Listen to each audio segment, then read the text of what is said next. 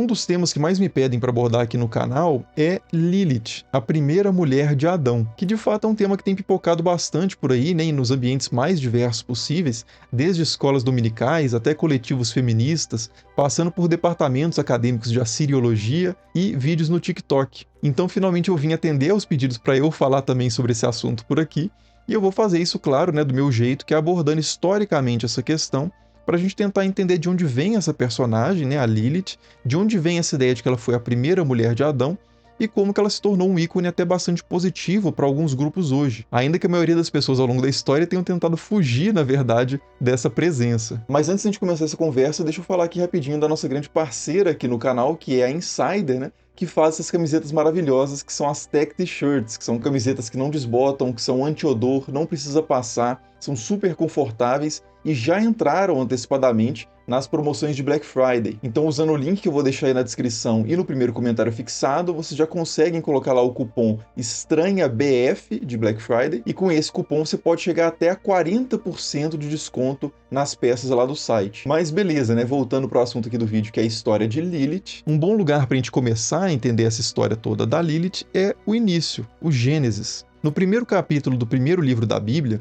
a gente já encontra uma primeira história de como surgiram os primeiros humanos. Segundo o texto, Elohim, Deus, fez toda a criação em 6 dias. No primeiro ele separou a luz das trevas, no segundo separou as águas de baixo das águas de cima, no terceiro separou as águas de baixo e abriu espaço para a terra firme e criou a vegetação, no quarto ele preencheu a luz e as trevas com os astros, no quinto ele povoou as águas e o céu com os animais aquáticos e voadores, e no sexto ele povoou a terra firme com os animais terrestres e com os humanos. E sobre esse último ato, né, a criação dos humanos, o texto diz o seguinte: Deus criou o homem à sua imagem, a imagem de Deus ele o criou.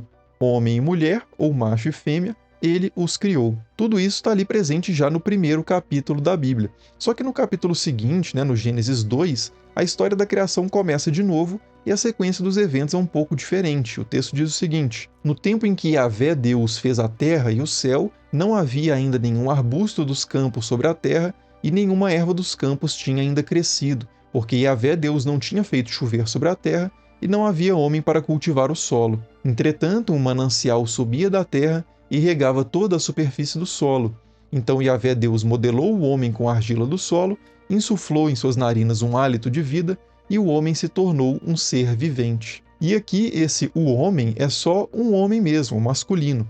Depois disso, Yahvé planta o jardim do Éden e modela do solo os outros animais, como ele havia feito com o homem. Só que o texto diz que o homem não encontrou entre esses animais nenhum auxiliar que lhe correspondesse, e então Deus fez o homem dormir, tirou uma parte dele e criou a mulher. E aí o homem acordou e disse: esta sim é osso dos meus ossos e carne da minha carne. E a história segue daí. Agora, o que tudo isso tem a ver com Lilith? É que desde a antiguidade, muitos intérpretes da Bíblia ficaram bem intrigados com o contraste entre essas duas histórias de criação. Num vídeo mais antigo que eu fiz aqui no canal, inclusive, eu já comentei sobre a interpretação platônica que o Fílon de Alexandria, no século I, tenta fazer para harmonizar essas duas histórias. Mas o ponto de contraste que interessa mais aqui para esse vídeo é que na primeira história o homem e a mulher parecem ser criados praticamente ao mesmo tempo. Homem e mulher ele os criou. Mas na segunda história, o homem é claramente criado bem antes da mulher, que aliás é criada a partir do corpo dele.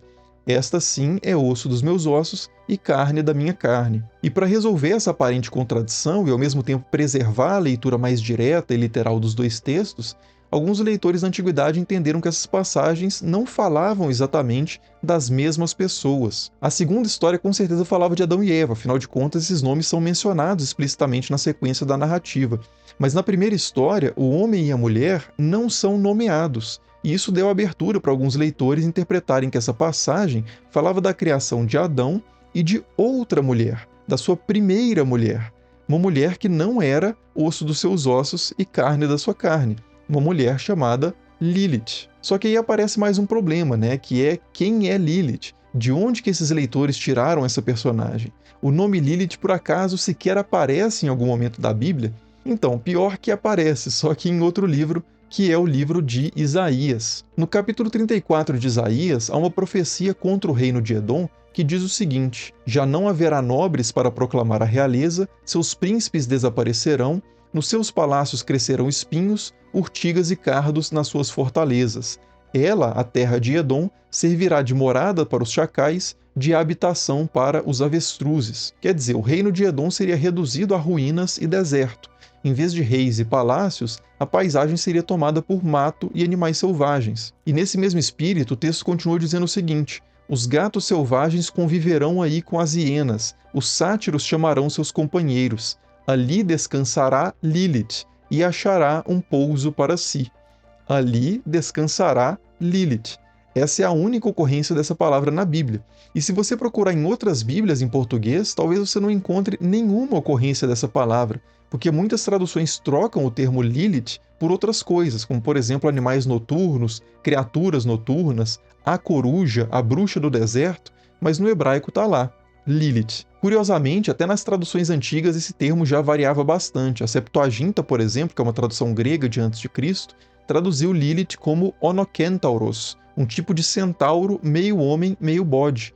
E a Vulgata, que é uma tradução para o latim do século IV depois de Cristo, transformou Lilith em Lâmia, uma criatura sedutora e devoradora de bebês da mitologia greco-romana. E assim, por mais estranho que possa parecer, essa última tradução, a da Vulgata, provavelmente não passa muito longe do sentido original da passagem, não. As características mais associadas a Lilith em outras fontes, que já já a gente vai analisar, são justamente a sedução e o ataque a bebês. Só que o mito original de Lilith, que está por trás da Lilith de Isaías e da Lilith, mulher de Adão, não vem nem da Grécia e nem de Roma, mas sim da Mesopotâmia. E é para lá então que a gente vai agora para entender o que era dito sobre Lilith antes mesmo da Bíblia ser escrita. E depois a gente volta para ver como é que isso foi apropriado pelas tradições judaicas. Bom, a palavra Lilith aparece nos textos mesopotâmicos desde o 3º milênio antes de Cristo.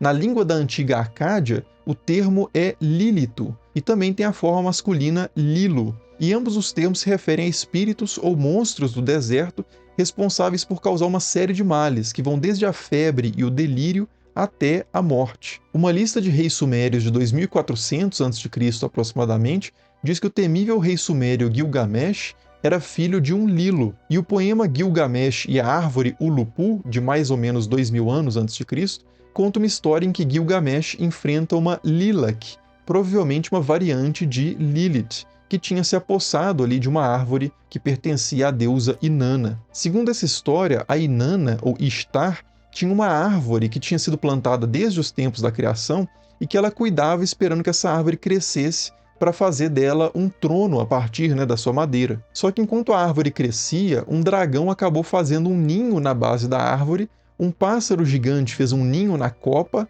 e uma Lilith fez uma casa no meio do tronco.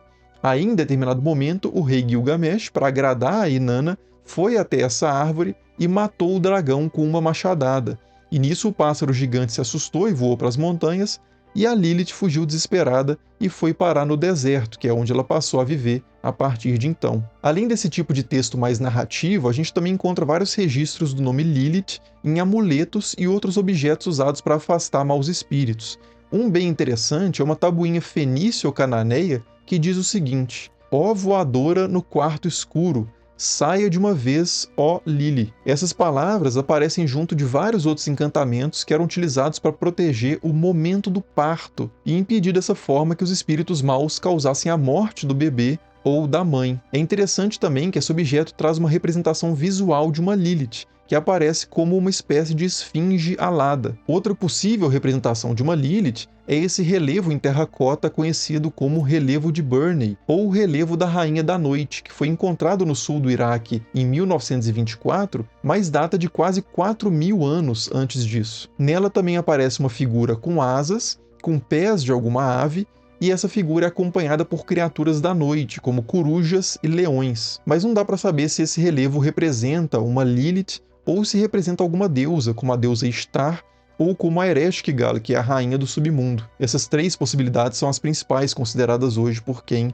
estuda esse assunto. Mas, seja como for, o fato é que a Lilith, ou as Liliths em geral, eram muito presentes no imaginário da Mesopotâmia antiga e, consequentemente, acabaram se tornando muito presentes também no imaginário das culturas que viviam próximas ali da região, como é o caso dos judeus. A gente já viu que uma Lilith é mencionada de forma meio genérica ali no livro de Isaías como uma criatura do deserto, mas até agora nada do tema da Lilith, mulher de Adão, né? Então vamos finalmente para esse tema. O texto mais antigo que a gente tem, que de fato desenvolve essa ideia de que Adão foi casado com uma Lilith, ou que foi casado até com a Lilith, né, como uma figura singular, é um texto judaico medieval chamado Alfabeto de Ben Sira. Segundo esse texto, no princípio Deus criou tanto o homem quanto a mulher a partir do solo. O homem era Adão e a mulher era Lilith. Só que os dois, logo ali no início da criação, começaram imediatamente a brigar e inclusive brigavam no momento sexual. E aqui eu cito o texto. Ela, Lilith, disse: "Eu não vou ficar por baixo." E ele, Adão, disse: "Eu não vou ficar por baixo, mas por cima, já que você é adequada para estar por baixo e eu para estar por cima."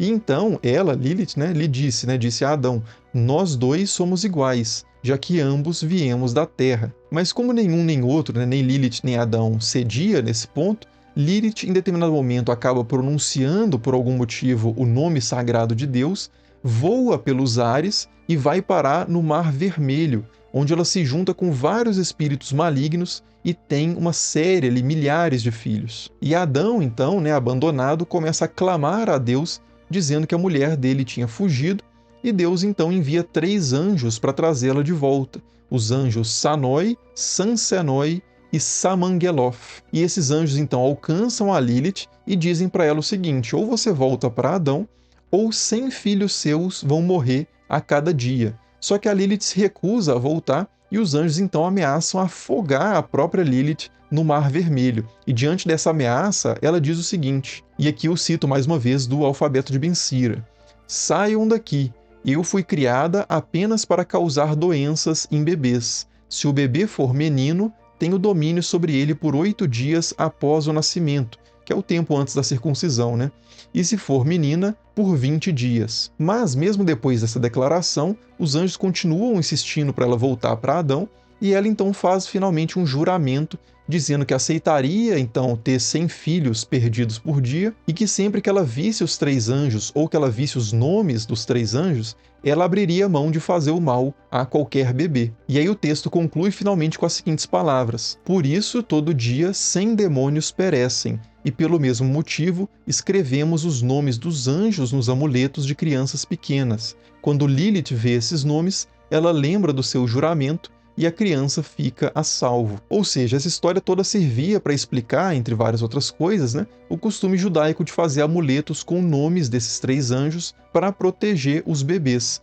E várias outras práticas judaicas também são atestadas para se livrar das ameaças da Lilith. Um rabino do 1º século depois de Cristo, por exemplo, dizia que um homem jamais deveria dormir sozinho numa casa, porque a Lilith poderia se apoderar dele. E isso tem principalmente um sentido sexual, porque as visitas noturnas da Lilith, nesse contexto, eram usadas para explicar os eventos de emissões voluntárias de fluidos, por assim dizer, que na Europa medieval também eram atribuídas à ação de demônios sedutores, chamados íncubos, no caso masculino, e súcubos, no caso feminino. Essa seria uma forma de fertilizar esses demônios para que eles pudessem se reproduzir. Outra prática anti-Lilith, que a gente também conhece pela documentação, era a produção de vasilhas preenchidas com encantamentos. A gente encontra várias dessas vasilhas com escritos em aramaico, principalmente na região da Babilônia, e uma delas, muito interessante, diz o seguinte: "Em nome do Senhor das Salvações, designado neste ambiente para o selamento da casa de Geionai Bar Mamai, que o mal de Lilith fuja dele, em nome de Yahvé Deus, que os dispersa." E outras dessas vasilhas trazem até fórmulas de divórcio para desligar esses espíritos dos moradores da casa. Uma, por exemplo, diz o seguinte: "Este é o Get, um divórcio ritual para um demônio e espíritos e Satã e Lilith, a fim de bani-los de toda a casa.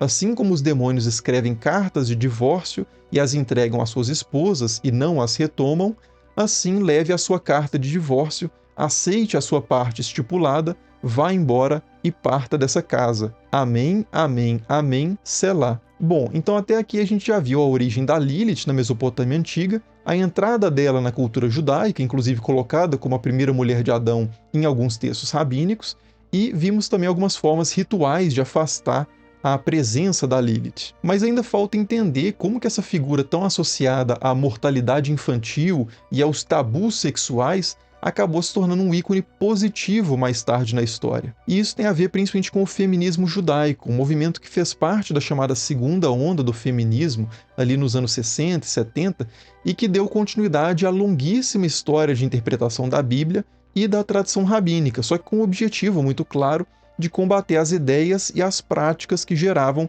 opressão sobre as mulheres. E para esse motivo, aquela história lá de uma mulher criada do mesmo solo do homem, né, em condições de igualdade, e que se negava a aceitar uma posição de submissão, era muito interessante, né, especialmente interessante para esse movimento do feminismo judaico. Tanto que em 1972, uma teóloga feminista chamada Judith Plaskow publicou uma reinterpretação do alfabeto de Ben Sira, em que Lilith, na verdade, não era uma entidade maligna. Segundo essa releitura, ela tinha simplesmente escapado do Éden para fugir da opressão de Adão. E por causa disso, Adão começou uma campanha difamatória ali, começou a criar calúnias de que a Lilith era super promíscua e devoradora de criancinhas. Mas, né, na leitura da Plaskow, pelo menos, o que a Lilith realmente representava era uma mulher forte, livre e mais uma vítima da demonização causada pelo discurso masculino. A partir dessa positivação, inclusive, da figura da Lilith, foi até criada uma revista feminista judaica chamada Lilith, em 1976,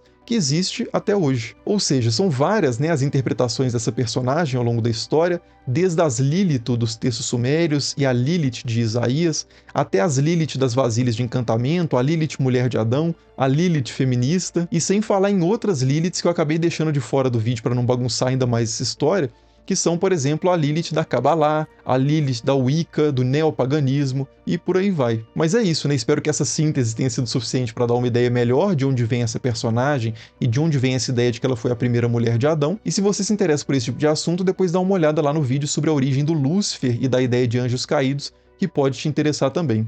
Muito obrigado, como sempre, pela atenção e até o próximo vídeo. Falou!